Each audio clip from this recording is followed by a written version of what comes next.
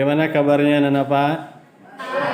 Sebelum proses pembelajaran kita mulai, terlebih dahulu bagi yang ada sampahnya di bawah mejanya, di lantai, tolong diperhatikan biar proses pembelajaran kita lebih nyaman dan tentram nantinya selama proses pembelajaran. Silakan dibersihkan, mejanya yang tidak lurus diluruskan.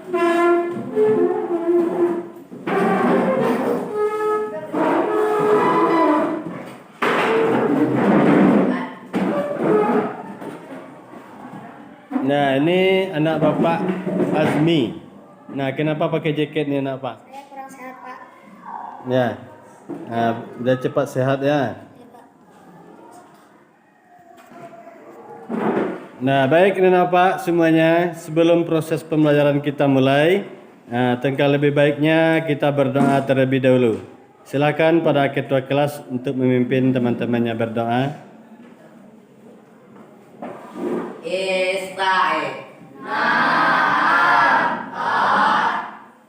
Berdoa mulai.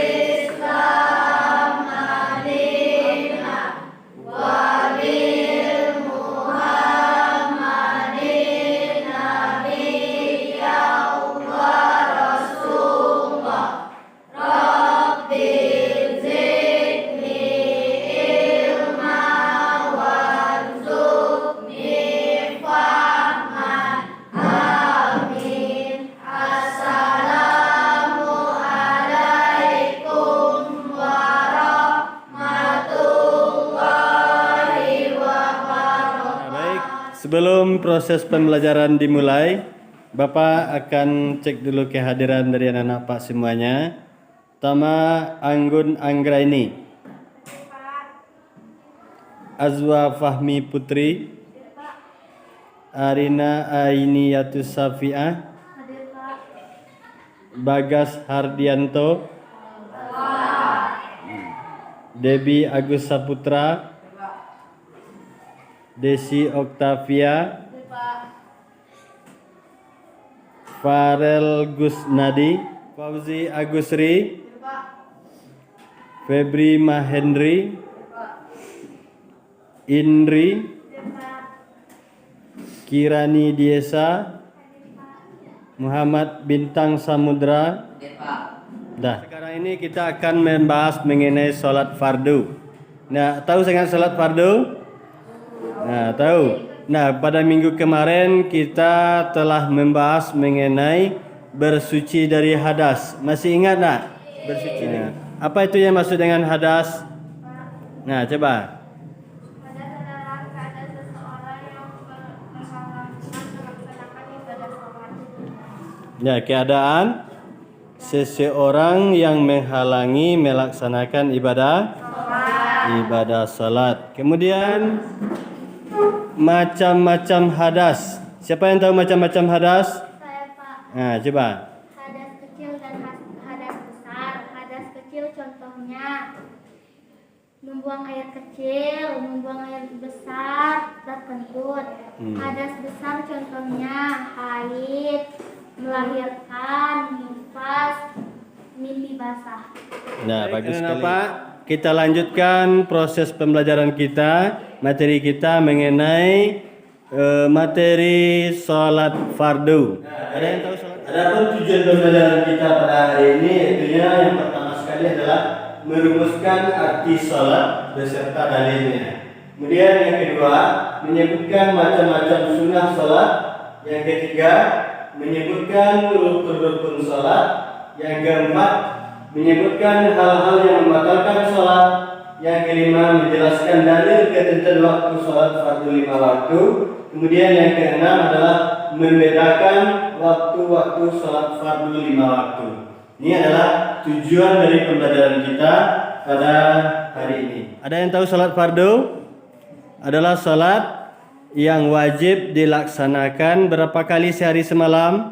5 kali sehari semalam. Mungkin ketika di waktu sekolah MI atau SD dulu kalian telah belajar mengenai salat fardu ini. Ya, 5 kali sehari semalam. Di antaranya adalah salat subuh,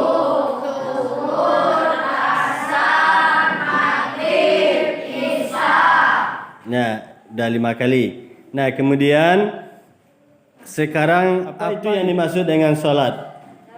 Ya, coba. Pengertian sholat secara bahasa adalah doa, sedangkan secara istilah adalah ibadah yang dimulai dengan bacaan takbiratul ihram dan diakhiri ucapan salam dengan syarat dan ketentuan tertentu. Ya, bagus sekali. Rahasia Ramadan ya. Nah, coba perhatikan. Ini adalah dalil tentang perintah salat. Terdapat dalam Al-Baqarah ayat 43 yang berbunyi, ada yang bisa baca? Nah, baik. Nada. Bismillahirrahmanirrahim. Wa aqimus shalah wa atuz zakah warka'u ma'ar raki'in. Sadaqallahul azim. Nah, ada yang bisa mengartikan?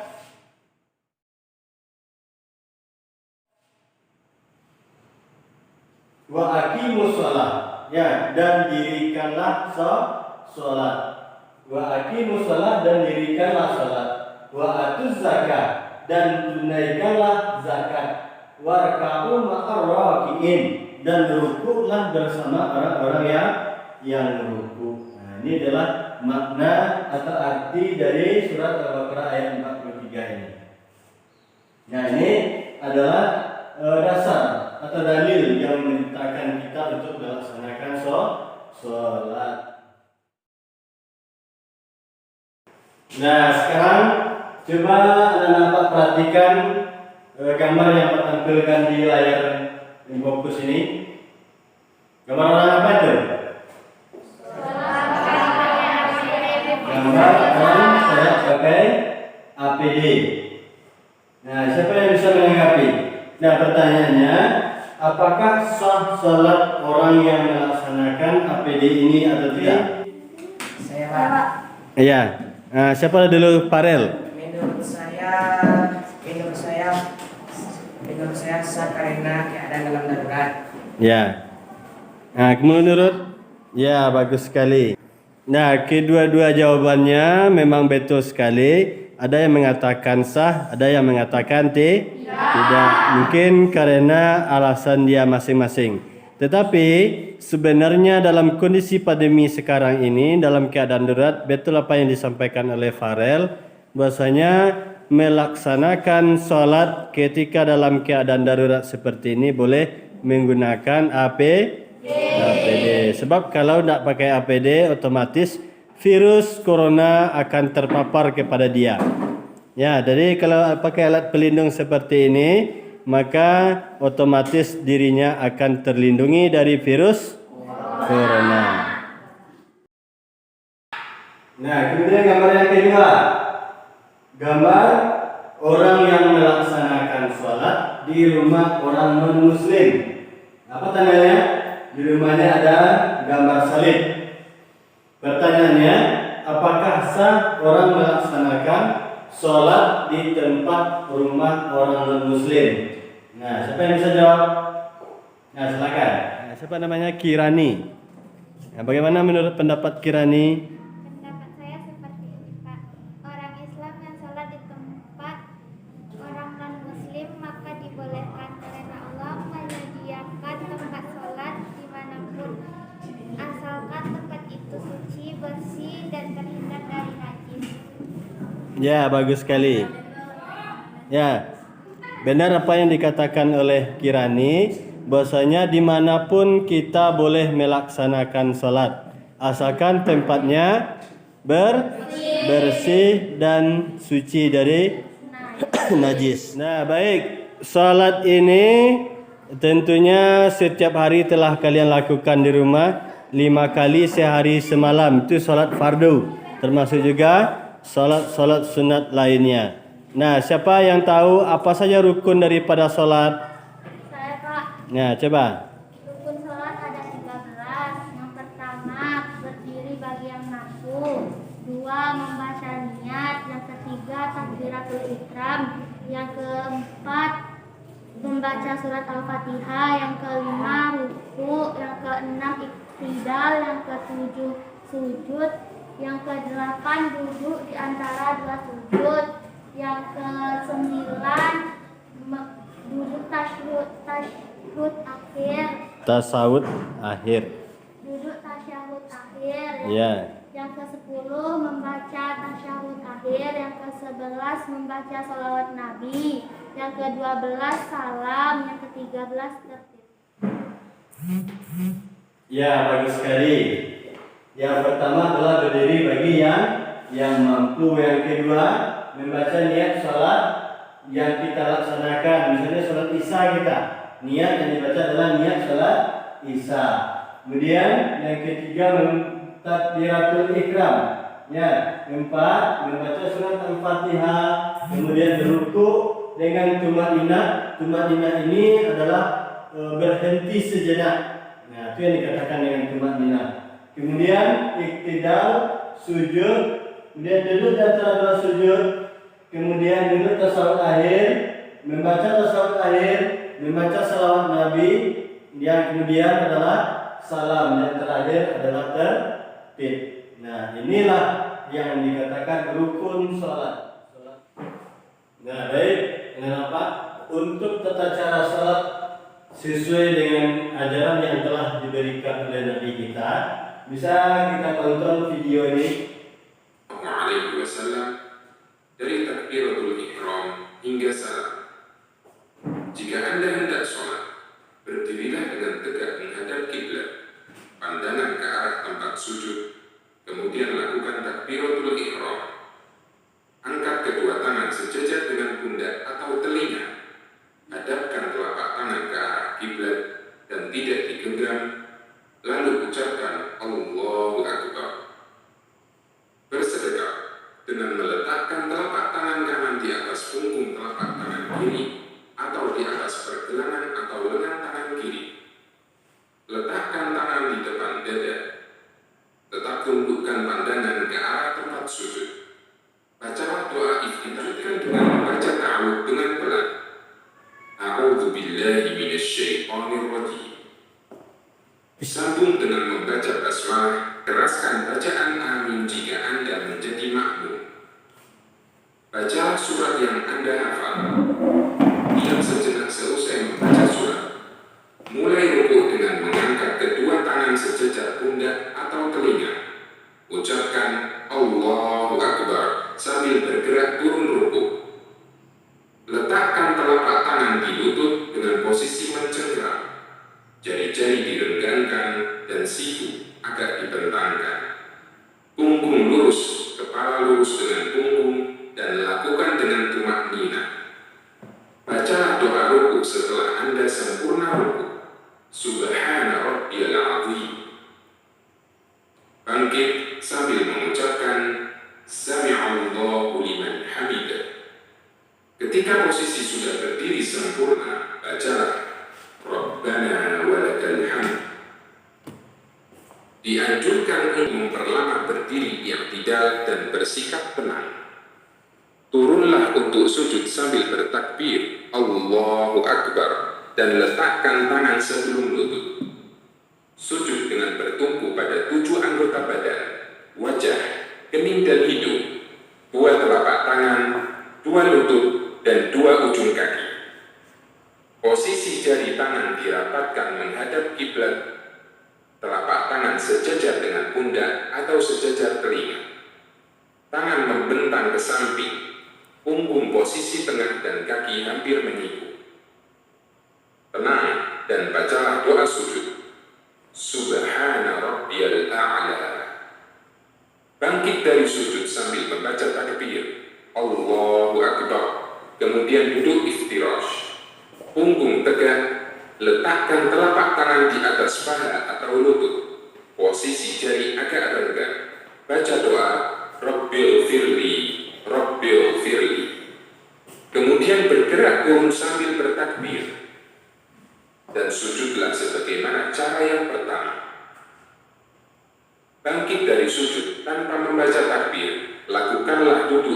istirahat sejenak dengan posisi duduk iftirash. Kemudian berdiri ke rakaat berikutnya dengan bertumpu pada kedua tangan sambil bertakbir. Berdirilah sempurna dan langsung sedekap. Lakukan seperti yang Anda lakukan pada rakaat sebelumnya. Setelah Anda mendapatkan 2 rakaat, bertakbir kemudian duduk tasyahud awal, duduk iftirash. Letakkan telapak tangan di atas paha atau lutut. Posisi jari agak renggang. Acungkan jari telunjuk tangan kanan. Baca doa tasyahud awal. Selanjutnya salam, menoleh ke kanan sampai kelihatan pipi kanan dari belakang dengan mengucapkan Assalamualaikum warahmatullahi. Dan salam ke kiri sampai kelihatan pipi kiri dari belakang dengan mengucapkan Assalamualaikum warahmatullahi. Baca. Nah, baik. Sekarang mengenai apa saja yang membatalkan sholat. Ada yang tahu? Nah, coba silakan. Menurut pendapat saya, hal yang membatalkan sholat Ya. seperti terkentut, Ya, bagus. berbicara atau berkata-kata, merubah niat sholat, dan melakukan gerakan yang bukan gerakan sholat. Ya, bagus sekali. Nah, yang pertama masih berhadas. Ya, apabila kita sudah berhadas ketika melaksanakan sholat, maka sholat kita bisa batal. Ya, makanya sebelum kita sholat dianjurkan kita untuk bersuci dari hadas, membersihkan diri dari hadas, baik itu hadas kecil maupun hadas besar. Ya, kalau hadas kecil caranya dengan cara wudhu atau dengan cara tayamum. Kalau hadas besar dengan cara mandi. Nah, kemudian yang kedua terkena najis. Ketika kita melaksanakan sholat, apabila kita terkena najis, ya maka sholat kita akan batal. Ya, makanya sebelum melaksanakan sholat atau ketika kita sedang sholat terkena kotoran cicak contohnya. Ya, terkena kotoran cicak itu najis apa itu? Ya, najis. Makanya ketika tangan kita terkena oleh kotoran cicak tersebut, maka sholat kita jadi batal. Bagaimana untuk melanjutkan sholatnya? Dibersihkan dulu najisnya, baru kita lanjutkan kembali sholatnya atau diulang kembali sholatnya. Nah, kemudian yang membatalkan sholat yang ketiga adalah terbukanya aurat. Nah, ketika kita sedang sholat, ya aurat kita terbuka. Atau yang laki-laki pakai sarung, nah sarungnya ini melorot, maka terbuka auratnya, maka sholatnya batal. Bagaimana melaksanakan sholat agar tidak batal? Ya, caranya ya ditutup kembali auratnya, kemudian lakukan sholat, diulang kembali sholatnya. Kemudian yang ketiga, yang keempat, berbicara atau mengeluarkan suara satu huruf atau 2 huruf yang bisa dipahami. Artinya ketika kita melaksanakan sholat berkata-kata selain daripada bacaan sholat, itu yang membatalkan kita sholat. Kemudian selanjutnya makan dan minum. Ketika kita melaksanakan sholat, ya mungkin ada makanan yang tersisa, itu yang kita makan atau meminum ketika sholat, maka sholatnya jadi batal. Kemudian yang ke-6, 3 kali bergerak secara berturut-turut walaupun dalam keadaan lupa, maka sholatnya jadi batal. Dalam melaksanakan sholat fardu ini ada pula beberapa hikmah yang bisa kita ambil. Mungkin kalian sudah baca dalam buku paket atau buku LKS-nya. Nah, siapa yang tahu apa saja hikmah dari sholat fardu ini? Nah, coba Sofia ya. Hikmah sholat fardu. 1. Sholat dapat mencegah dari perbuatan keji dan munkar. 2. Sholat merupakan penanda orang muslim. 3. Sholat merupakan tiang agama. 4. Menghilangkan dosa-dosa dan penyakit hati. Ya, bagus sekali. Nah, untuk mendalami materi ini, ya kalian Pak minta untuk melaksanakan diskusi nanti. Nah, kemarin kita telah membagi per kelompoknya. Silakan kalian duduk masing-masingnya berdasarkan kelompok yang telah dibagikan kemarin. Nah, silakan.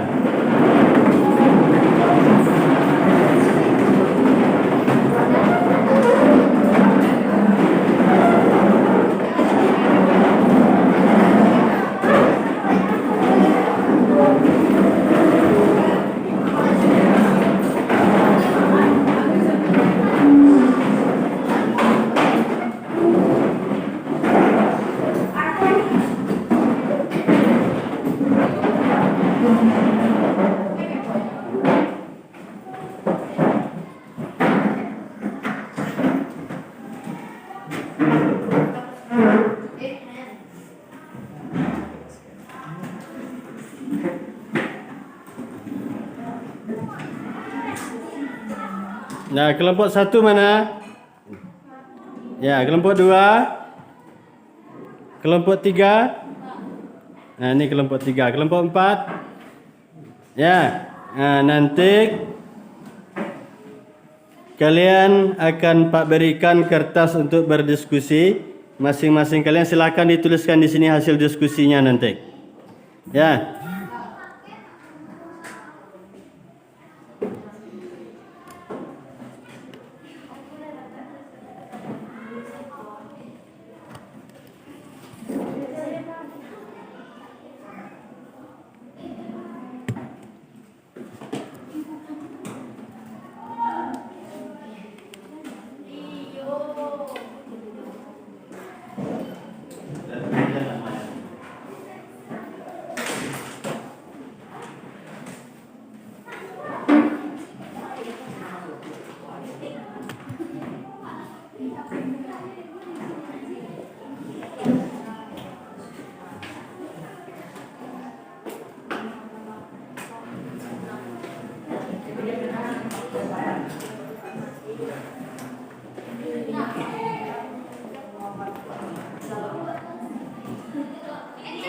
Nah, baiklah anak-anak Pak. Demikianlah proses pembelajaran kita hari ini. Ya. Sebelum kita tutup proses pembelajaran kita, siapa yang bisa menyimpulkan pelajaran kita hari ini? Nah, coba Arina. Salat secara bahasa adalah doa dan secara istilah adalah salat yang dimulai dengan takbiratul ihram dan diakhiri dengan salam. Ya, kemudian Rukun salat ada 13. Yang Ya. pertama, berdiri bagian mampu. Yang kedua, membaca niat. Yang ketiga, takbiratul ihram. Yang kelima, yang keempat, membaca Al-Fatihah. Yang kelima, ruku. Yang keenam, iktidal. Yang ketujuh, sujud. Yang kedelapan, duduk di antara dua sujud. Yang kesembilan, duduk tasyahud akhir. Yang ke-10 membaca tasyahud akhir. Yang ke-11 membaca sholawat Nabi. Yang 12 salam. Yang ke-13 tasbih. nah, kemudian Hikmah sholat fardu ada Ya. 4. Yang pertama, sholat dapat mencegah dari perbuatan keji dan mungkar. Yang kedua, sholat merupakan penanda orang muslim. Yang ketiga, sholat merupakan tiang agama. Yang keempat, menghilangkan dosa-dosa dan penyakit hati. ya bagus sekali. Nah, baiklah anak-anak Pak. Itulah pelajaran kita hari ini dan pada pertemuan selanjutnya kita akan membahas tentang sholat berjamaah nantinya. Nah, silakan dibaca nanti LKS-nya di rumah. Ya, silakan masing-masingnya mengumpulkan tugasnya melalui Google Drive yang telah Bapak bagikan linknya melalui grup WA-nya. Dan sebelum kita pulang, silakan para ketua kelas dipimpin teman-temannya untuk berdoa.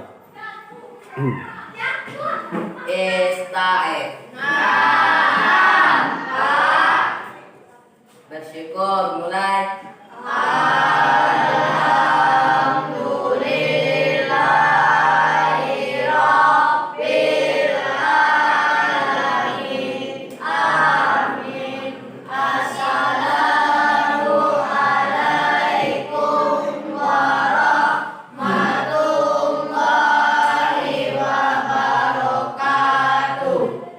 Waalaikumsalam warahmatullahi wabarakatuh. Silakan pulang dengan tertib dan selamat sampai ke rumahnya masing-masing. Nah, silakan. Nah, jadi kabelnya.